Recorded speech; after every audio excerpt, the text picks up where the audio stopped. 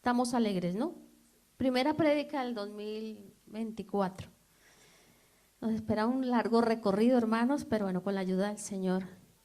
Esperamos que Él nos hable, como siempre. Dios no cesa de hablar a nuestras vidas y que nosotros seamos buenos recipientes para todo lo que Él tiene en este 2024, que sin lugar a Dios va a ser bueno, porque Dios bendice. Sin importar cómo esté el mundo, Dios nos bendice y eso es lo que cuenta. Amén. Así que estamos contentos porque nuestra esperanza está puesta ahí. Cantábamos en la primera alabanza, ¿no? No seguimos a Dios por lo que nos da, ni si nos puede bendecir o no, seguimos porque Él es Dios y es nuestro Padre, así que damos gracias al Señor. Bueno, cuando hablamos de tradiciones, ¿no? Las tradiciones no todas son malas, hermanos, hay tradiciones buenas.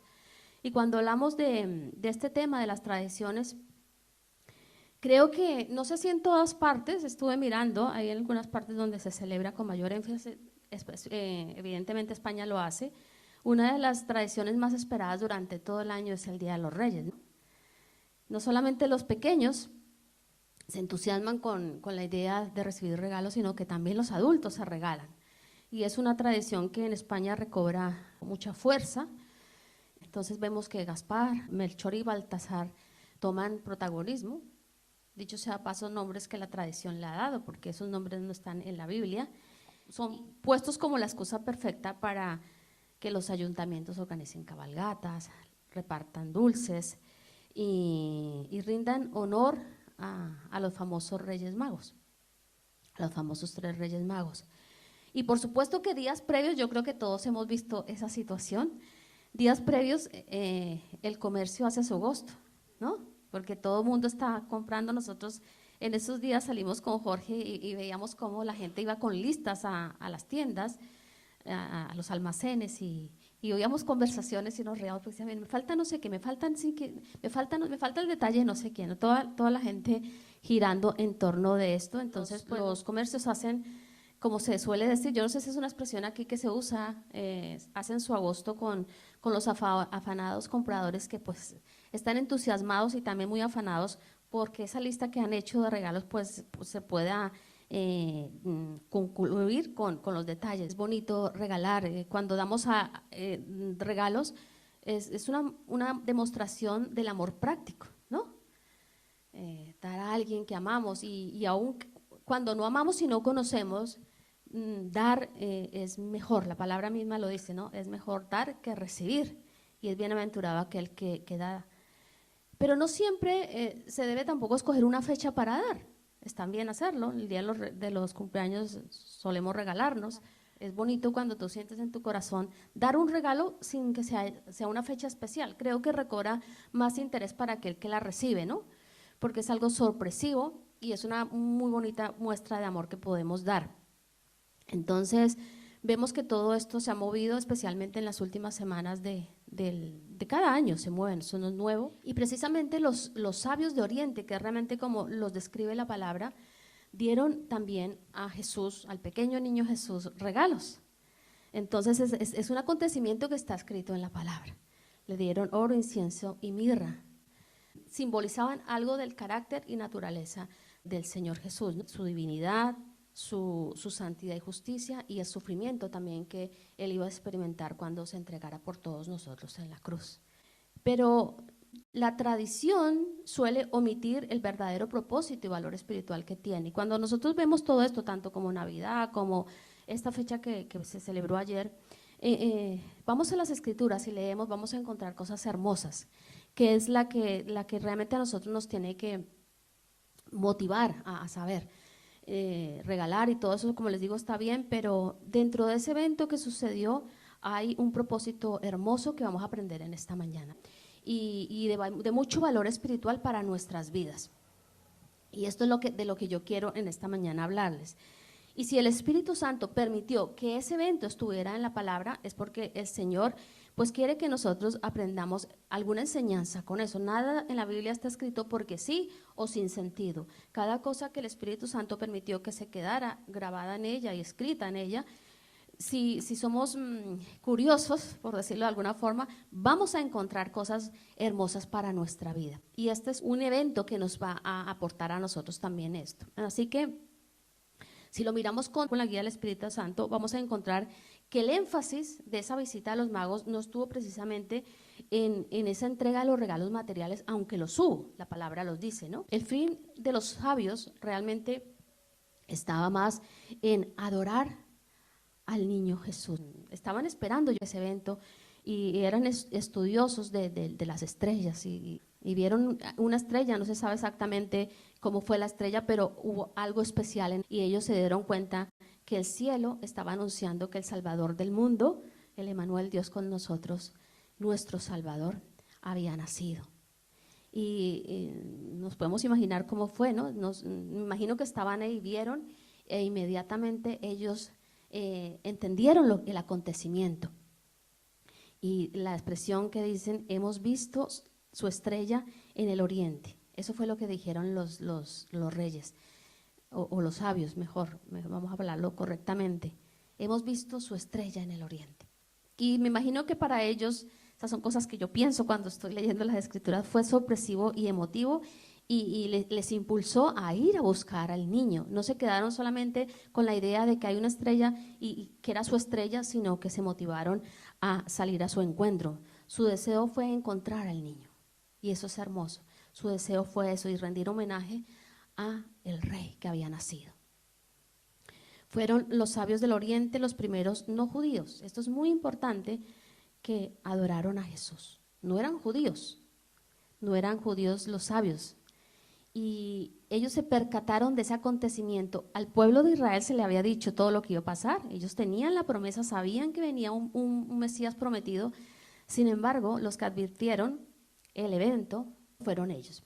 Les invito a ir a Mateo capítulo 2 y vamos a leer algunos versos para seguir y ponernos en contexto de lo que ocurrió allí. Mateo capítulo 2, verso del 1 al 12, dice así. Jesús nació en Belén de Judea durante el reinado de Herodes. Por ese tiempo, algunos sabios de países del oriente llegaron a Jerusalén y preguntaron, ¿dónde está el rey de los judíos que acaba de nacer? Vimos su estrella mientras salía y hemos venido a adorarlo. Cuando el rey Herodes oyó eso, se perturbó profundamente, al igual que todos en Jerusalén. Mandó llamar a los principales sacerdotes y maestros de la ley religiosa y les preguntó, ¿dónde se supone que nacerá el Mesías? En Belén de Judea, le dijeron, porque eso es lo que escribió el profeta.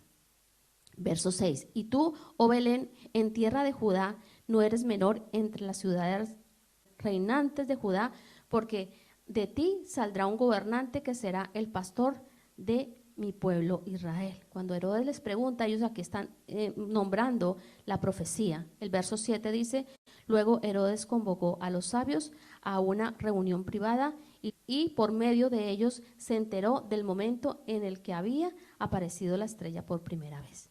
Entonces les dijo, vayan a Belén y busquen al niño con esmero. Cuando lo encuentren, vuelvan y díganme dónde está para que yo también vaya y lo adore. Es mentira, ¿no? Lo sabemos.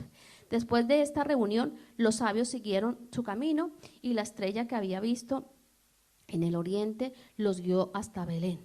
Iba delante de ellos y se detuvo sobre el lugar donde estaba el niño. Cuando vieron la estrella, ¿se llenaron de qué? De alegría. Entonces entraron a la casa y vieron al niño con su madre María y se inclinaron y lo adoraron. Luego abrieron sus cofres de tesoro y le dieron regalos de oro, incienso y mirra. Cuando llegó el momento de irse, volvieron a su tierra por otro camino, ya que Dios les advirtió en un sueño que no regresaran a Herodes. No voy a hablar de Herodes porque ese no es el tema ahora, todos sabemos que era mentira, que todo lo que él planeó era porque quería pues la muerte de Jesús, del rey que había nacido. Entonces vemos en esta lectura que acabamos de ver diferentes reacciones, se advierten diferentes reacciones, ¿no?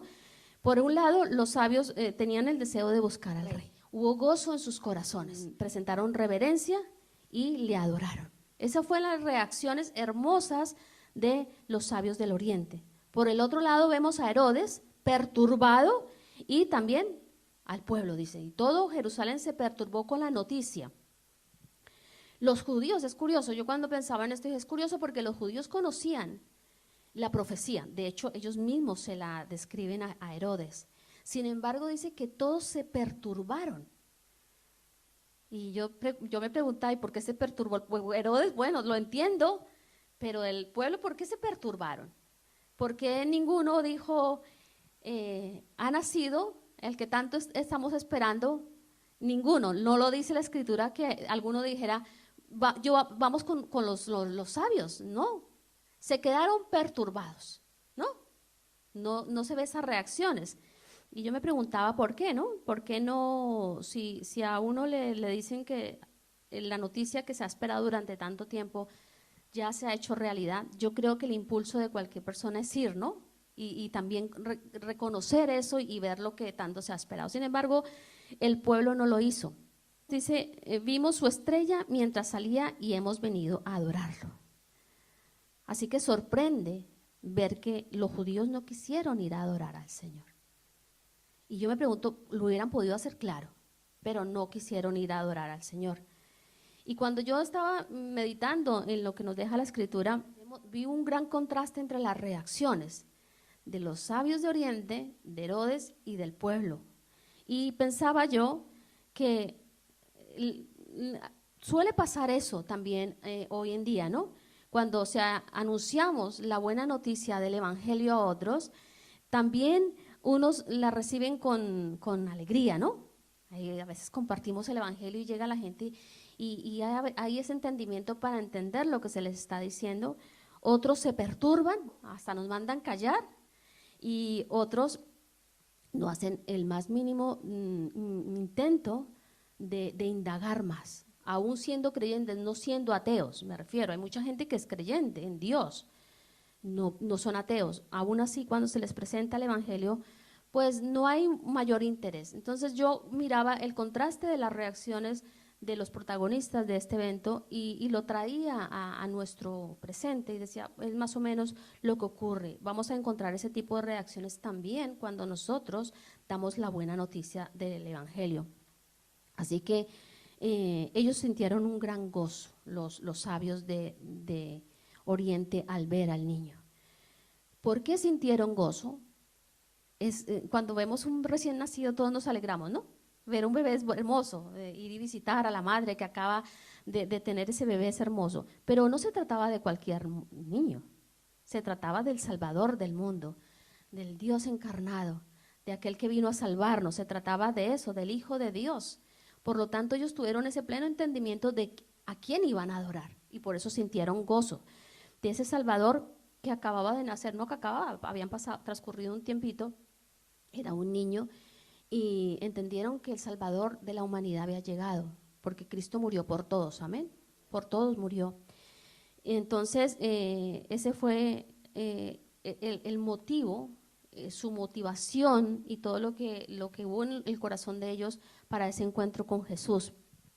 Entonces, yo no sé cómo fue tu encuentro, piensa por un momentito, cómo fue tu encuentro con Cristo. Todos hemos tenido un encuentro personal con Cristo, ¿no? Yo no sé cómo fue el tuyo, pero yo recuerdo exactamente cuando yo me convertí a Cristo, cuando me convertí, porque siempre fui creyente, pero cuando me convertí ya siendo jovencita, lo recibí a los 10 años, pero me aparté del Señor y yo recuerdo claramente cuando vino la convicción de pecado a mi corazón, pero hubo un gran gozo. Recuerda por un momento ahora cómo fue tu experiencia. En mi vida hubo un gran gozo. Aunque les puedo decir que yo salí llorando mucho de esa predicación, porque el Señor hizo una radiografía de mi vida y me confrontó con mi pecado. Y yo salí llorando, yo me la pasé llorando todo el culto y lo que creo que nos pasa a todos, yo decía, pero ¿por qué este hombre sabe todo lo que yo he hecho? Y era pues el Espíritu Santo hablando en mi corazón y salí muy quebrantada, con decisiones muy firmes, pero también con gozo, porque entendía que mi búsqueda había llegado a su fin, que yo me había encontrado con Jesús y que aquella búsqueda, ese recorrido incesante que todos hemos experimentado antes de llegar a Cristo, llegaba a su fin porque habíamos encontrado al Salvador de nuestras vidas. Amén. Yo no sé si algo parecido les ocurrió a ustedes. Entonces, todo eso causó alegría en mi corazón. Y lo mismo creo que ocurrió con los sabios de Oriente. El recorrido, ellos hicieron un recorrido literal para llegar a donde estaba el niño Jesús. y llegaron y ya, se acabó el recorrido, se acabó la expectativa, encontraron al Salvador del mundo. Entonces, nosotros también hemos recorrido muchas millas, yo creo, muchas millas hasta llegar al Señor. Todos hemos tenido aquí experiencias. Aunque se nazca en un hogar cristiano, mientras esa persona no se convierta, va a recorrer muchas millas antes de llegar al Señor. Estoy hablando en un sentido no literal, ¿no?, sino espiritual. Y damos tumbos y bueno, y hacemos cosas que no, y tumbos y tumbos y tumbos, aunque vengamos de familias cristianas, hasta que llegamos a ese encuentro y entendemos que ya encontramos lo que buscábamos, aunque lo que buscábamos queríamos encontrarlo en otros sitios equivocados. A todos nos ha pasado, ¿no? Sitios equivocados y creíamos que el vacío de nuestra vida iba a ser llenado con otras cosas y fue una búsqueda incesante y seguíamos igual, con el mismo vacío. Entonces, hemos recorrido millas, ya aquí todos hemos recorrido millas, pero ya estamos y ya hemos llegado, amén. Ya hemos reconocido a nuestro Salvador y eso es hermoso y damos gracias al Señor porque así fue. Pero ¿ahora qué? Esa es la pregunta, ¿ahora qué? Lo hemos reconocido, ya la búsqueda cesó, ya sabemos que tenemos un Salvador que vino a salvarnos, que nos ama, que tiene una vida para nosotros maravillosa, que hay propósitos, todo eso. Pero ¿ahora qué? Leemos en el verso 11, dice, entraron en la casa y vieron al niño con su madre María y se inclinaron y lo adoraron. Luego abrieron sus cofres de tesoro y le dieron regalos de oro, incienso y mirra. Se inclinaron y adoraron. ¿Y ahora qué? Es la pregunta, ¿no? Entonces, después de que nosotros hacemos el recorrido de nuestra vida hasta llegar a Cristo, lo que sigue es adorarlo. Amén. Adorarlo, hermanos, es lo que sigue. Y cuando hablamos de adoración, no estamos hablando tanto de una actitud corporal, sino de una actitud de corazón. Es una actitud interna que obviamente se va a reflejar después externamente. Pero no es tanto porque levantamos, aunque levantamos nuestras manos, no es tanto por vernos muy correctamente adoradores, no. Es la actitud del corazón y este es el centro de la enseñanza que yo traigo hoy para vuestras vidas. La adoración. Esa adoración que es una actitud del espíritu, no de la emoción, hermanos, sino del espíritu y que se hace de manera individual. No necesitamos grandes multitudes para adorar. Solitos podemos adorar. El día a día podemos adorar. Obviamente que cuando estamos reunidos, pues es un ambiente, si el Espíritu de Dios está ahí, propicio para adorar. Pero no dependemos de nadie para adorar, amén. Porque es una actitud de corazón, una acción que vamos ejecutando donde expresamos toda la adoración a Dios. Entonces, es de adentro hacia afuera. Amén. No tanto de postureo, sino de adentro hacia afuera. No tiene nada que ver con la postura física, ni que nos parezcamos como somos. No, nada de eso. La adoración verdadera implica todo nuestro ser. Y eso se va a ver reflejado en el resto de nuestra vida. Como perfectos adoradores, como adorando como Dios quiere que le adoremos. Dice que los sabios se inclinaron y le adoraron. ¿A quién? Al niño. No adoraron a María, ni a José le entregaron los regalos, ni a María. Aunque ellos le dieron un sueño, pues no va a entrar en eso, pero adoraron a Jesús. ¿A quién adora la tradición? A los reyes. Eso le hacen cada parafernalia. A mí me da risa, la verdad, porque le hacen cada parafernalia a los reyes y sus majestades, y el Señor por allá queda olvidado el verdadero sentido de ese evento. Normalmente eso es lo que hace la tradición, distorsiona los acontecimientos importantes, ¿no?, que señala la Biblia. Así que ellos adoraron, los sabios adoraron al niño, fue el objeto de su largo viaje. Como tiene que también la adoración convertirse para nosotros en el objeto de nuestra peregrinación por esta tierra. porque nosotros también estamos peregrinando, estamos haciendo un recorrido. Desde que nos hemos hecho cristianos, la vida no se detiene, la vida sigue avanzando, seguimos caminando. Entonces, la adoración a Dios ha de convertirse en ese objeto de nuestro largo viaje también. Así como lo fue para los sabios, debe ser para nosotros. Y estas son las verdades hermosas que envuelve este evento. Entonces, no sé si este será el objeto de vuestro viaje, pero si hasta aquí no te has percatado que Dios te ha dado una vida para eso, debemos hacerlo en esta mañana. El objeto de nuestro viaje es adorar a Dios, porque para eso hemos nacido, para adorar su nombre. Y adorar no estoy hablando de cantar, aunque también hace parte, sino de todas esas actitudes y esa entrega de todo nuestro ser al Señor. Así que uno nació para salvar a muchos, Jesús. Y muchos nacemos para adorar a uno solo. Uno bastó. Uno perfecto bastó para que viniera y salvara a muchos, porque dice, de tal manera amó Dios al mundo que murió por todos. Pero muchos nacemos, cuando estoy hablando aquí, estoy hablando del nuevo nacimiento, nacemos para adorar solo a uno. Amén. Entonces aquí vemos que recobra importancia el hecho de saber qué dice Dios de la adoración y cómo tenemos que nosotros actuar bajo ese principio divino, porque para eso hemos nacido, para adorar al Señor. No hemos nacido con otro objeto, aunque la vida cristiana envuelve una cantidad de cosas. El principal motor que debe mover nuestra vida en todas las áreas que ella compete es adorar a Dios, con nuestros actos, con nuestras acciones, con nuestros pensamientos, con nuestro servicio, porque la adoración habla de todo esto, de servicio, de entrega, de sacrificio.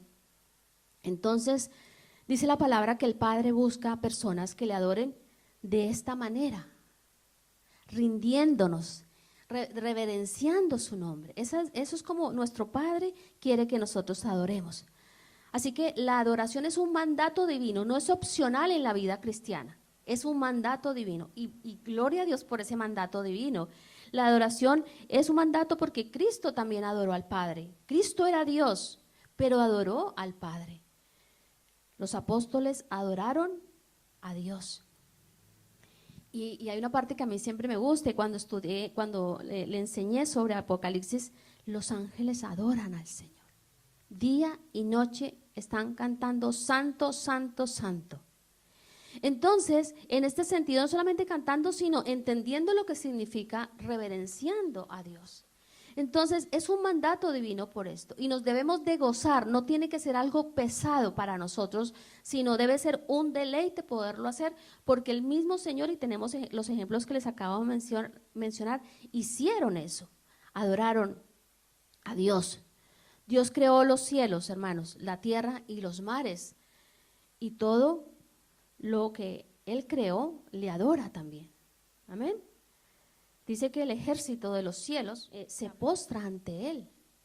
O sea, todos se postran. ¿Cuánto más nosotros nos debemos de postrar en adoración al que nos ha dado la vida? Porque estábamos muertos espiritualmente. Entonces, todo esto se convierte en un motivo muy importante para nuestras vidas, la adoración, y sobre todo saber entender lo que significa la adoración.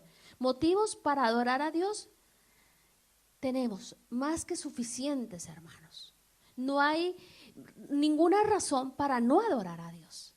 Cuando nosotros le conocemos, lo vamos a entender. Si no se conoce a Dios, cuando tú hablas con una persona que no es cristiana y le expresas el deber que tiene el ser humano de adorar a Dios, pues no le es llamativo, no le ve la importancia. Obviamente no tienen el Espíritu de Dios dentro de ellos, y esto se entiende también a través del Espíritu Santo, cuando recibimos al Espíritu Santo. Entonces, motivos más que suficientes, y la lista sería interminable. Pero hablando de su persona, los motivos que nos tienen que llevar a ese entendimiento del por qué adoramos a Dios es porque Jesús es la luz del mundo. Amén. Motivos para adorarlo, obviamente, la luz de Cristo resplandeció en nuestros corazones y hoy nosotros no estamos en ninguna oscuridad. Jesús es el que sana y el que bautiza. Hemos recibido sanidad a través de, no estoy hablando ahorita de sanidad física, aunque también, hemos recibido sanidad emocional a través de ese encuentro con el Señor Jesús. Y Él es el que bautiza, el que reparte dones. Entonces, motivos, estos son motivos para adorarle. Jesús es el único que puede salvar.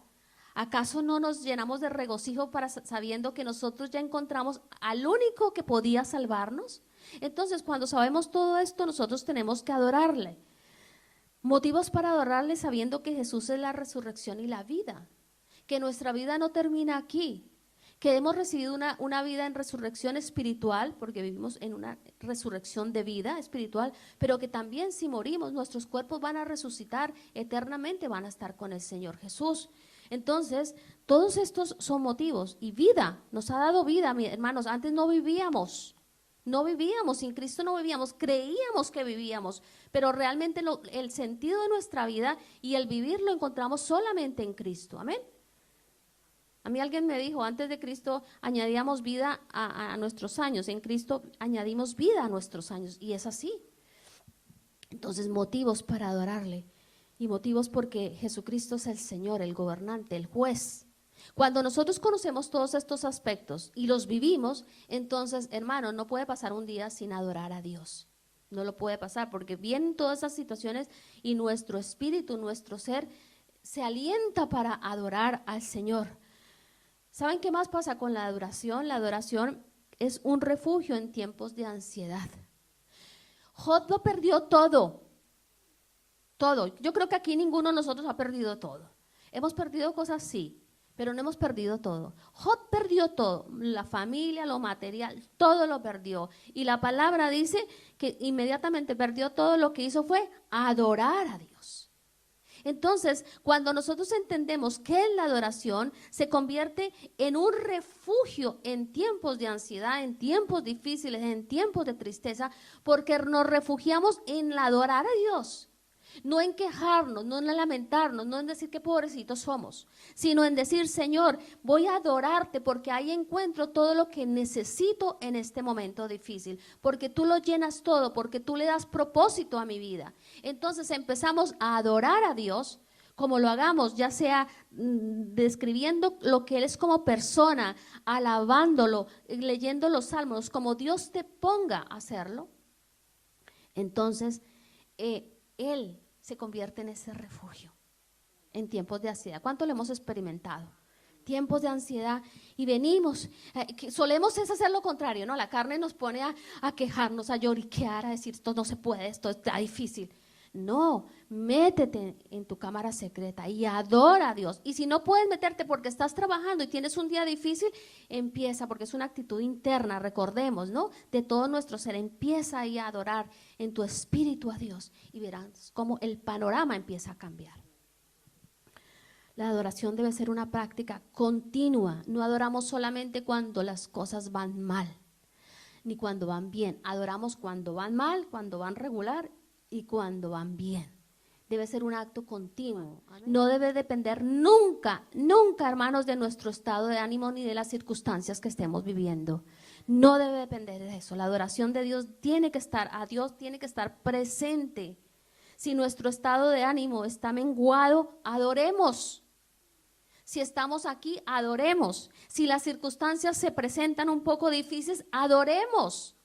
Porque para eso hemos sido creados, y motivos, como les digo, hay más que suficientes para poder empezar. Y si no tienes palabras, porque no te salen palabras, tú puedes empezar a adorar y decir, gracias Señor, gracias, gracias, y el Espíritu Santo pondrá en nosotros todo lo que necesitamos expresarle a Dios, porque hay días en que anímicamente no salen palabras. ¿A cuánto les ha pasado? Que nos ponemos y queremos orar, entrar en la presencia del Señor, y a veces son cosas espirituales, pero a veces es que no podemos. Pero sin embargo empieza a decir gracias, empieza a recordar lo que Dios es, empieza a recordar lo que Dios ha prometido, ahora y en la eternidad. Empieza a recordar cada favor que Dios se ha manifestado, con cada favor que Dios se ha manifestado en tu vida, y dale gracias. Si no te salen palabras, si no te salen oraciones elocuentes, empieza a decirle gracias Señor, gracias. Y cuando tenemos esa actitud interna del corazón, el Espíritu Santo va a empezar como flash, a dar, y nosotros no vamos a callar de decir, gracias Señor, gracias Señor. Entonces, es un asunto del corazón y de nuestra mente, no depende de nada más, ni de circunstancias, sino si nuestro corazón entiende que es adorar, ahí vamos a estar adorando. Cuando se va descubriendo a Dios, hermanos, eso es tan importante, porque obviamente no podemos adorar al que no conocemos. Por eso la gente que no tiene al Espíritu Santo puede decir que adora, pero el verdadero adorador es el que tiene un entendimiento de quién es Dios. Nosotros cuando llegamos a la vida cristiana desconocemos muchas cosas del carácter de Dios, pero en la medida que nosotros vamos conociendo la naturaleza de nuestro Dios, entonces vamos a ser mejores adoradores. Amén. Porque se descubre ante nuestros ojos. ¿Y cómo aprendemos a conocer quién es Dios? En su palabra. Cuando se nos enseña en las predicaciones, hay muchas formas de conocer a Dios. Y si nosotros somos persistentes, deseando conocer al que nos ha salvado, entonces la adoración fluye más. Nuestros corazones van a ser más impulsados a adorarle en la medida que nosotros conozcamos a Dios. La adoración es una invitación constante. El salmista dijo, vengan, cantemos al Señor, aclamemos con alegría a la roca de nuestra salvación. Vengan, adoremos e inclinémonos, arrodillémonos delante del Señor, nuestro Creador. Todo esto es adoración. Y no se trata a veces tanto de arrodillarnos físicamente, sino arrodillar nuestro corazón, nuestra actitud. Eso lo dijo el salmista. Los discípulos no solamente adoraron mientras caminaba Jesús con ellos, eso debió ser una pasada. El Maestro caminó con ellos, el Salvador, el Dios, el Emanuel, Dios con nosotros, caminó con sus discípulos, los preparó, oró, se los llevaba a orar. Es hermoso poder, literalmente, porque fue literalmente. Pero ellos no solamente adoraron cuando estuvo Jesús presente, no solamente, fue así. Dice la escritura que Jesús, después de que estuvo y cumplió todo, Él ascendió al cielo y se despide, dice que subió a la nube y se despidió de todos. Y dice Lucas 24, 53, después de ese evento, dice, y los discípulos pasaban todo el tiempo en el templo adorando a Dios. Ya no estaba Jesús, ya no era Jesús el que les tenía que impulsar para que fueran, sino que entendieron lo que había ocurrido en su vida. Entonces se fue Jesús, prometió que regresaría, pero ellos pasaban, dice, todo el tiempo adorando a Dios, adorando a Dios. Por eso cuando leemos Hechos vemos experiencias tan hermosas y tan sobrenaturales de lo que ocurrió con la iglesia primitiva, porque su tarea era adorar a Dios, adorar, no liturgia, hermanos, no religión, adorar a Dios. Así que Jesús nació para traer salvación, esperanza y consuelo.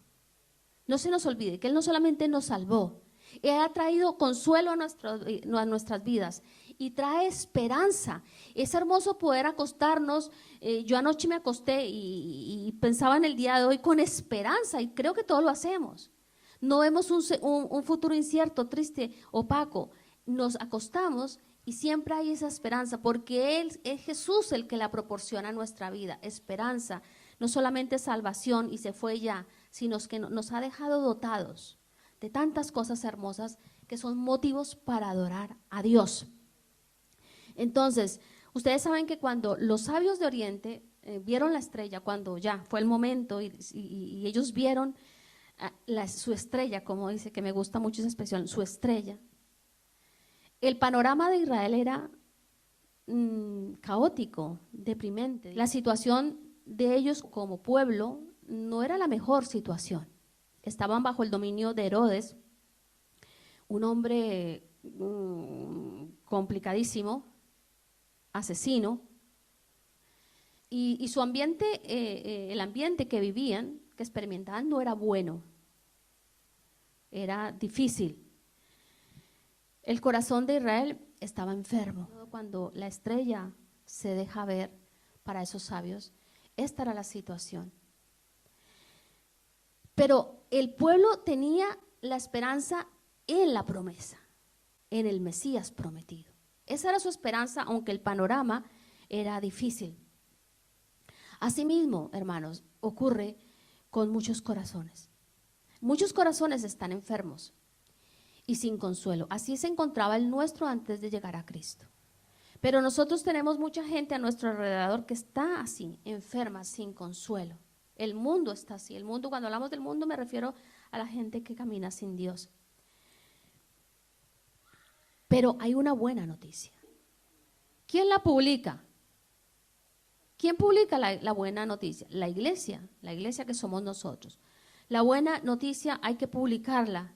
Debemos anunciar que la estrella de la mañana nació para suplir todas nuestras necesidades, salvación, gozo y cubrir todas las necesidades espirituales que el alma tiene, que el alma sin Cristo tiene. La estrella ya nació, hace más de 2000 años nació, pero nosotros seguimos anunciando desde otro punto de vista el evento, el nacimiento de Jesús, aunque Él vino, hizo su ministerio, lo cumplió con su tarea. El mensaje que dieron los sabios, que anunciaron, se convierte también de alguna forma en nuestro mensaje. Y yo pensaba cuando preparaba esto, yo decía, qué hermoso sería que ayer, un día como el de ayer, esto retomara fuerza. Que si se quieren regalar, regálesen, pero que esto recobre fuerza en la vida de los cristianos. Y cuando vayan y quieran seguir esa parte de la tradición de llevar un regalo, presenten también el regalo del evangelio. Y cuenten la historia, que es hermosa. ¿Saben qué pasó un día como el que hoy se conmemora? Y darle el enfoque adecuado. Entonces, a veces perdemos oportunidades porque nos desenfocamos, desviamos el sentido verdadero que tiene cada episodio de estos. Porque hay muchos que están enfermos, que necesitan ser restaurados y nosotros tenemos que darles ese mensaje. Todos hemos hecho un largo viaje hasta aquí, hermanos, como decía anteriormente. Entonces, llegamos y ¿ahora qué? Que siempre podamos decir, como lo sabemos, hemos venido a adorarte. Que cada día que se presente podamos decir, Señor, estoy aquí para adorarte. Que no se convierta solamente en una acción de domingo o algunos momentos en nuestra casa, sino que todo el día tengamos eso presente, estamos para adorarte, y que podamos repetir las palabras. Ellos dijeron, hemos venido a adorarlo, que nosotros podamos decir, Señor, aquí estamos para adorarte. La adoración a Dios es el principal propósito de nuestro viaje. Debe ser, hermanos, ya lo dije anteriormente, debe ser el principal propósito de tu vida. No le des importancia a otras cosas, aunque requieren importancia muchos aspectos. Nos movemos en un mundo y tenemos que hacer muchas cosas. Debemos darle prioridad a la adoración a Dios, porque, como les digo, es el principal propósito. No nos desviemos, no creamos que ya nos salvaron y ya, se acabó. No, dediquemos nuestra vida, y qué bonito fuera que en este 2024 nosotros tengamos presente esto. Señor, hemos nacido para adorarte y voy a empezar a adorarte como me dice tu palabra, como me ordena tu palabra, porque somos nosotros los que lo necesitamos. Dios se deleita con la adoración de su pueblo, por supuesto que sí, pero nosotros somos los que necesitamos adorar a Dios, porque cuando lo hacemos, algo ocurre en nuestro ser, algo cambia, hermanos. Por lo tanto, debemos de hacerlo. Los sabios de Oriente llegaron a Belén, que significa casa de pan, casa del pan. Y en esa pequeña ciudad, en Belén, una ciudad insignificante, como decía la profecía, Dios escogió ese lugar, un lugar insignificante para estar ahí un tiempo antes de desplazarse hasta Jerusalén. Ahí, la casa del pan, lo que significa, acogió por un tiempo al pan del cielo, al que nos da todo el alimento espiritual que necesitamos. Y es hermoso cómo se conjugan esas dos cosas. Un lugar que Dios escoge para que nazca, que significa pan del cielo, para que el pan del cielo estuviese ahí un tiempo. Y ahí fue donde llegaron los sabios del Oriente. El pan del cielo se nos ha presentado a nosotros. Él es nuestro pan del cielo. Él es el que sostiene, Él es el que alimenta, Él es el que hace posible que nosotros podamos adorar a Dios de la forma correcta. alimentémonos de ese pan. En Belén los sabios del oriente encontraron al Dios eterno, a Jesucristo, el Dios eterno. Él se encarnó, pero Él siempre ha existido. Él no tiene principio ni fin también. Como hombre lo tuvo, pero como Dios siempre ha existido. Lo reconocieron como el Hijo de Dios, el Hijo divino, porque aunque era humano, también fue divino. Y le adoraron como Rey y como Dios. Qué hermoso lo que nos deja todo ese evento, que podemos leerlo muy rápido, pero aspectos muy importantes. Cuando nosotros entendemos que Jesucristo es el Hijo divino de Dios, que es el Rey, que es Dios, que es Jesucristo, el Dios eterno, nosotros vamos a adorarle. Es que tenemos tanta riqueza, hermanos. Se nos han dado tantos tesoros en la vida cristiana, tantos tesoros, que si los comprendemos y los vivimos, todo se va a ver de una forma diferente, hermanos. Pero esto no es para solamente saberlo, esto es para vivirlo, para experimentarlo, para que nuestro ser y todo nuestro espíritu esté impregnado de todo esto. Cuando nosotros lo hacemos, entonces vamos a adorar. No vamos a necesitar motivos, que todo vaya bien para decir, Señor, gracias, sino que aún en todo tiempo vamos a adorar, en todo tiempo. Y eso es maravilloso. Adoramos y debemos de tener entendimiento en esto, adoración. Dios quiere que empecemos este año con este tema, adorando a Dios. ¿Cuántos han entendido la palabra? ¿Cuántos deseamos ponerla en práctica? Hazte una nota grande donde tú la puedas ver todos los días. Dice 2024, un año donde voy a crecer en la adoración a Dios. Y todo va a cambiar. Todo va a cambiar si empiezas a adorar a Dios, como Dios quiere que la adoremos. Cantemos y adoremos al Rey de Reyes en este 2024. Amén. Es una pasada, como dicen aquí los canarios. Es una pasada. Que nuestra boca se pueda llenar de risa, de alabanza, entendiendo que nosotros no le estamos adorando a un Dios ni a una estatua muerta, sino a Dios, al Creador, a la persona de Jesucristo. Que sea algo especial para todos, que sea algo que llene todos los días de nuestras vidas, que aprendamos a reverenciar a Dios como Él merece ser reverenciado, porque Él es santo, hermano. Él es santo por los siglos de los siglos. ¿Y saben qué vamos a hacer nosotros en el cielo?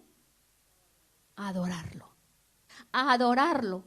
Entonces, esta vida se nos otorga para entrar en esa dinámica de adoración, porque principalmente nosotros vamos a ser beneficiados, nuestra vida va a cambiar, y porque Dios merece toda nuestra adoración. Y que este año se convierta en el año de la adoración, en el año donde ora sobre la roca y cada miembro de esta congregación va a adorar a Dios y va a ser impregnado de su presencia y va a anunciar el evangelio para que también otros aprendan a adorar a Dios.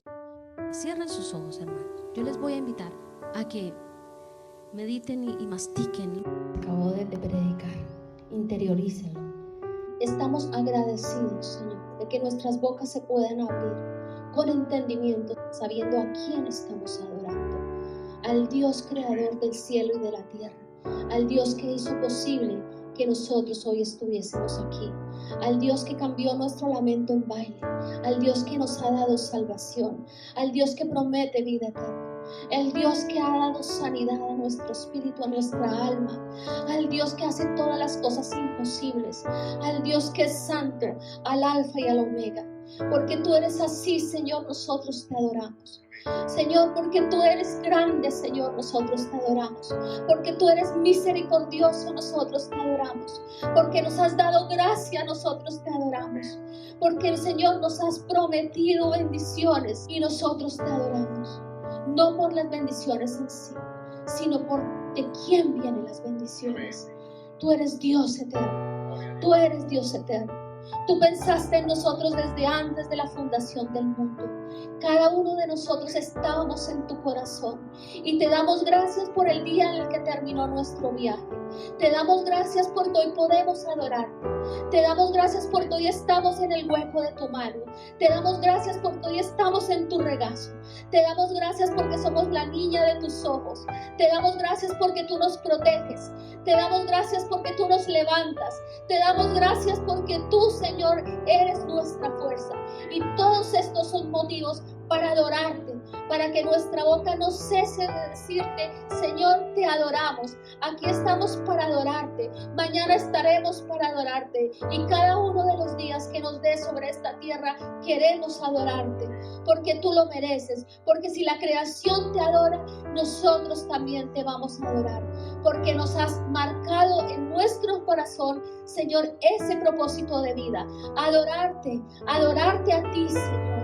Para que todo, Señor, lo que nos has dado, Señor, sea, Señor, ese aliciente que impulsa nuestra boca cada día y nuestro corazón y nuestra mente a decirte: te adoramos, Dios. Gracias por tu bendición. Gracias por tu cuidado. Gracias por tenernos aquí. Gracias por la vida. Gracias por todo, Señor. Cada una de las cosas, pequeñas y grandes, Señor, son motivo de decirte que te adoramos, Dios. Te adoramos, Dios. Te adoramos en la hermosura de tu santidad, Señor. Te adoramos, Padre. Gracias por haber dejado eso en nuestros corazones y por haber mencionado eso en tu palabra, que somos, Señor, creados con el propósito de adorarte, Padre. En el nombre de Cristo Jesús. Amén.